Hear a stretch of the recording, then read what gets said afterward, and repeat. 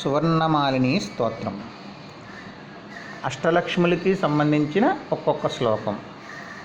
ఈ స్తోత్ర పారాయణ వలన లక్ష్మీ కటాక్షం కలిగి, అంటే అష్టలక్ష్ములు కూడా మన యందు ప్రీతి కలిగి ఉంటారు.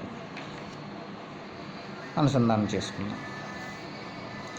లక్ష్మీనారాయణౌ దివ్య దంపతి జగతాంపతి, శరణ్యౌ శరణం యామి సర్వాభీష్టఫలప్రదౌ, కరయుగధృత పద్మమాలాభిరామ, శ్రితజననిధిరేష సర్వలోకైకమాత, కమలనయన వక్షః పేటమాతస్తుషీనః, ప్రదిశతు పురుషార్థాన్ ఆదిలక్ష్మీః అభీష్టాన్, ధనపతిముఖదేవైః స్తూయమానాదయార్ద్రా, దినకరనిభవర్ణ బిల్వవృక్షాలయాశ్రీః, ధృతనవనిధిహస్తా దేవతా మంగళానాం, వితరతు ధనలక్ష్మీః విత్తరాశీన్ సదా నః, అభయవరదముద్రా ధూతసద్భక్తశోకా, కరకమల విరాజత్ శాలిమంజుర్యుదారా, ప్రతికలమిహ దత్తాం సర్వసస్యోపయాతాం,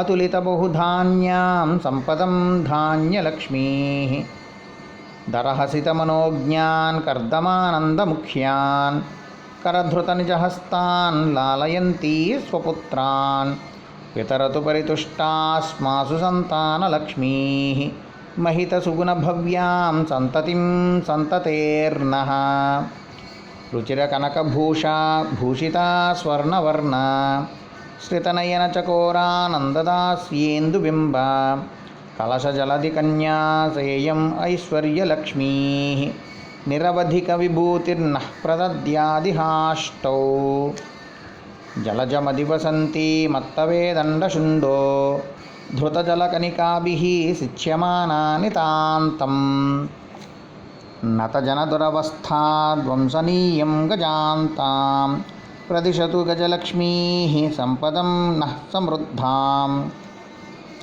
గజవరమధిరూఢా శంఖచక్రాశిషాన్గాద్యమితనిశితశస్త్రాస్తోద్భటా శాత్రవేషు, సుమధురదరహాసే నాశ్రితాన్ హర్షయంతి, రిపునివహనిరాసం వీరలక్ష్మీః విధత్తాం, శుభమణిగణచారు స్వర్ణసింహాసనస్థా, సురవరవనితాభిః సాదరం సేవ్యమానా, సకలశుభవిధాత్రీ సర్వలోకేశ్వరీయం, దిశతు విజయలక్ష్మీః విష్ణుపత్నీ జయం నః.